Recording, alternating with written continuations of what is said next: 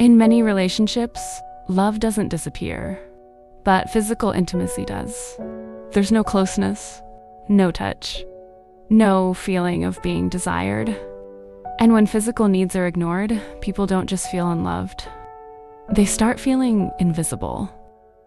This is one of the most common and most silently painful problems in marriages and long-term relationships today. Most couples don't talk about this openly. They live together. They share responsibilities. They function as partners. But physical closeness slowly fades. At first, it's blamed on stress, then on routine, then on exhaustion. And slowly, without realizing it, what was once a loving relationship starts feeling emotionally empty. People stay silent because they feel ashamed for wanting physical closeness, even though it's a basic human need. When physical intimacy is missing, insecurity quietly begins to grow. People start questioning themselves. Am I still attractive? Am I unwanted? Is something wrong with me? These thoughts don't come from ego. They come from emotional neglect. And when validation doesn't come from a partner, people naturally begin craving it elsewhere. Not always through actions, sometimes through attention, sometimes through emotional conversations, sometimes simply through feeling noticed again. This issue is often misunderstood. It's not about frequency. It's not about performance. It's not about desire alone. Physical intimacy is deeply connected to emotional reassurance. It's how people feel wanted, chosen, connected. When that connection disappears, even strong love starts feeling incomplete. Love without physical closeness often feels unbalanced, like something important is missing.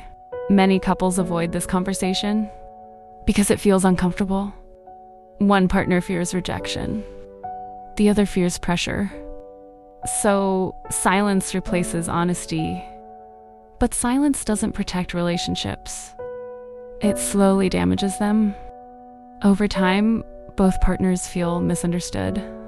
One feels neglected. The other feels criticized or inadequate. And distance grows quietly. Love and physical needs are not opposites. They are connected. Emotional closeness makes physical intimacy feel safe. And physical intimacy strengthens emotional connection.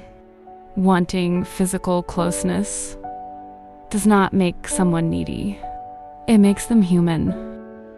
Ignoring that need doesn't make a relationship stronger. It creates emotional distance. Healthy relationships don't pretend. This issue doesn't exist. They acknowledge that love includes both emotional connection and physical closeness. When people feel emotionally safe, physical intimacy returns naturally. And when both partners feel seen, wanted, and respected, real connection becomes possible again.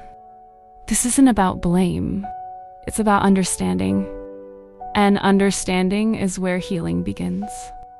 When physical and emotional needs go unmet for a long time, people don't suddenly stop caring about their partner. They stop feeling seen. And when someone feels unseen at home, even small attention from outside can feel unusually powerful.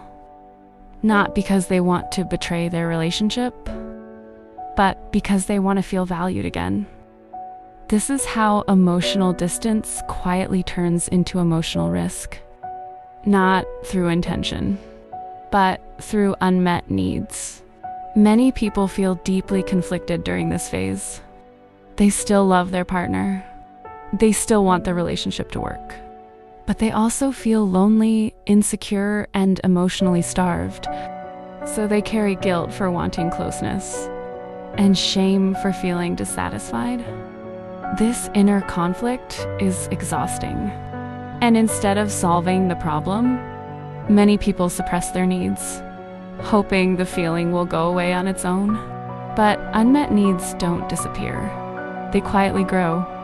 Healthy relationships don't ignore physical or emotional needs.